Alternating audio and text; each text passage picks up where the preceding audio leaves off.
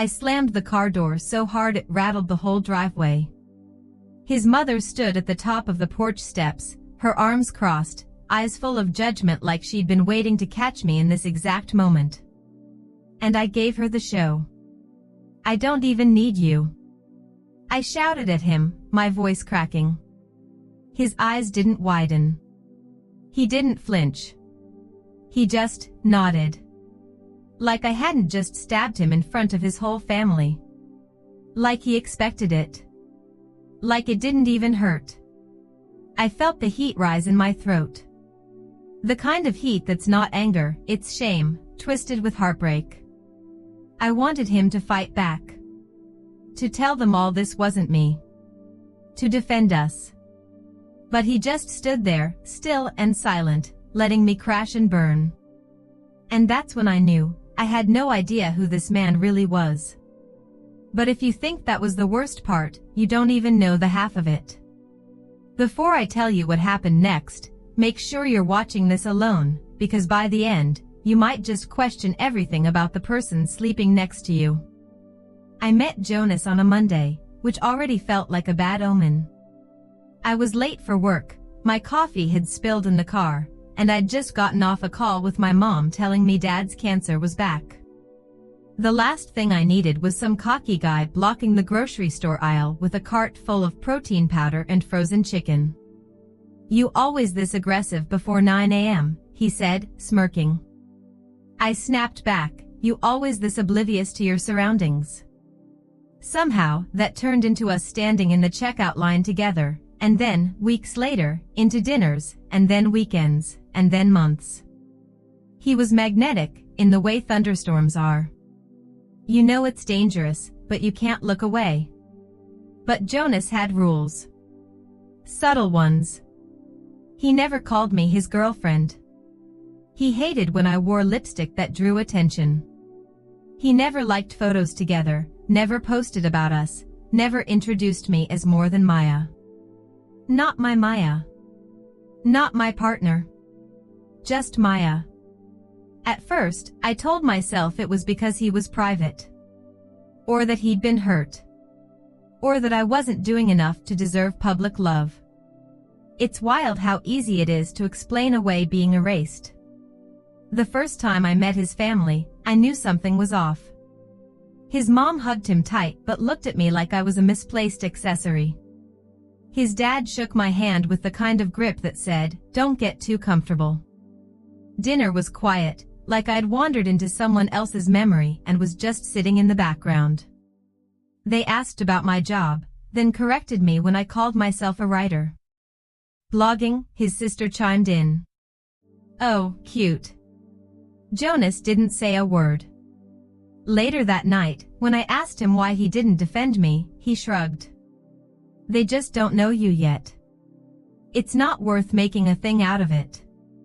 But that's the thing. Every time I bit my tongue to keep the peace, I lost a little more of myself. One night, I got invited to speak at a women's creative conference in Chicago, a big deal for me. I told Jonas over dinner, hoping he'd be proud. Instead, he said, "Do you really need to be around all those women hyping each other up about quitting their jobs and finding themselves?" I laughed. I thought he was joking. He wasn't. That was the first time I felt it, the ache of realizing I might be in love alone. Still, I went. I gave my talk. I stood in a room full of strangers and told them about self-worth and creative courage, even though I was too scared to admit I had neither at home. When I came back, Jonas was colder. Less interested. More sarcastic. "You get enough applause up there?" he asked, tossing his keys on the counter. I wanted to tell him I needed his applause. His approval. But I didn't. I just smiled like always, and pretended I was full when I wasn't. Weeks passed. I kept shrinking. I stopped writing. I stopped dressing up. I stopped being the version of me I used to be proud of. Until one day, his mom invited us to a family brunch. I begged Jonas not to go. I'm not in the mood for fake smiles and passive-aggressive questions, I said.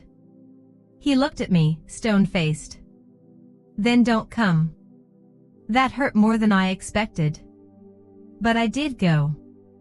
I got dressed, wore the beige sweater he liked because it didn't draw too much attention, and sat at a table where every fork scraped like a scream. Then came the moment. His mom made a snide comment about modern women needing too much validation. His sister laughed and said something about how relationships are doomed when women think they're the prize. And I snapped. I don't even need you, I said, looking straight at Jonas. It was quiet for a second too long. Then he nodded. Not with surprise. Not with sadness. Just quiet, practiced detachment. Like he agreed. Like he'd been waiting for me to finally say it out loud so he didn't have to. I excused myself, drove home shaking, and stared at myself in the mirror for hours. Who had I become? The worst part was, I didn't even cry. Because some part of me had already left him months ago. And yet, somehow, I still wanted him to come after me. He didn't. I spent the next 3 days in bed. Didn't shower. Barely ate. Just scrolled through old texts between Jonas and me, as if I could read them hard enough to understand where things started slipping. But that was the lie, things hadn't slipped. They'd never been real to begin with. My best friend Layla kept calling. I let it go to voicemail every time, until she finally just showed up at my apartment with pad thai, wine, and mascara-streaked pity in her eyes. Did you break up? She asked. I didn't know how to answer. No, I said. But also, yeah. I think so. Maybe. You think so? I stared at the ceiling. He nodded when I said I didn't need him. In front of his entire family.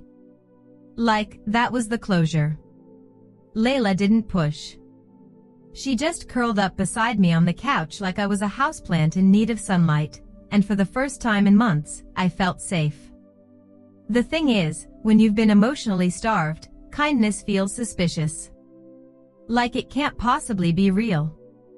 Like you should brace for the catch. But Layla was patient. She stayed the night. She told me stories about her terrible Tinder dates.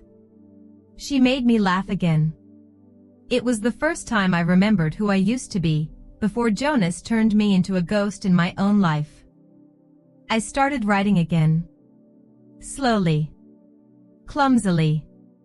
Like my voice had been hibernating and needed time to stretch. A week later, my piece about emotional erasure in relationships went viral. I woke up to hundreds of DMs from strangers saying I'd put into words what they were too afraid to say. Publishers started emailing me. A podcast invited me to guest. I should have been celebrating. But all I could think was, he hasn't reached out. Jonas. The man I'd tried to make a home out of. The one who let me crumble in front of his family without so much as a whisper in my defense. I told myself it was better this way. No text. No call. Clean break. But healing is not linear. And neither is grief. So when I saw his name flash on my screen 10 days later, my stomach flipped. Jonas. Just his name. No preview of the message. I stared at it for 10 full minutes before opening it. Asterisk saw your article. Figured you'd write about me eventually. Hope it made you feel better. Asterisk. That was it. No apology. No ownership. Just a bitter little knife wrapped in sarcasm. I should have ignored it. Blocked him. Moved on. But trauma has a way of making you reach back for the fire, just to prove you're not still afraid of getting burned. I typed back, asterisk don't flatter yourself. You were just the symptom. Asterisk. Seconds later, he responded, asterisk, then why are you still so obsessed? Asterisk. That message gutted me more than it should have. Because part of me was still obsessed. Not with him, but with the version of me that let him stay. I didn't reply. I deleted the thread. And then I did something unhinged. I posted a video. Not a sob story. Not a revenge rant. Just me. Sitting in my living room. Talking about how easy it is to confuse control with love. How some men make you earn affection like it's currency. How staying silent for peace only creates war inside you. I cried a little. Laughed a little. Then turned off the camera and went to bed. By morning, the video had 500,000 views. My inbox exploded. Agents. Journalists. Women sharing their stories. Even one woman who said she used to date Jonas, and that he'd made her feel invisible, too. It was both validating and devastating. But that wasn't the plot twist. The plot twist came 3 days later. When Layla and I were out celebrating at a rooftop bar, and I saw someone across the room who made my heart stop. It wasn't Jonas. It was Aaron. My ex from 5 years ago. The one who left me when my dad first got diagnosed. The one who ghosted me on the day of his funeral. He was standing near the bar, laughing, drink in hand, like he hadn't shattered me in 100 silent ways. I felt dizzy. Layla noticed. Are you okay? I couldn't speak. I just pointed. She turned. Holy hell, is that? I nodded. Before I could say another word, he saw me. He walked over. My mouth went dry. Hey, he said, like we were strangers who'd once danced at a wedding. Hi. He looked at me like I was a movie he didn't expect to still care about. I saw your video, he said. Didn't realize you were still in the city. I didn't realize you were still breathing, I said before I could stop myself. He laughed. Fair. There was a beat of silence between us. Thick. Uncomfortable. Familiar. I messed up, he said. Back then. I should have been there. For your dad. For you. I didn't answer. Because what do you say when a ghost apologizes? Instead, I looked him dead in the eyes and said, don't confuse guilt with love. I learned that the hard way. He nodded. This time, it wasn't cold.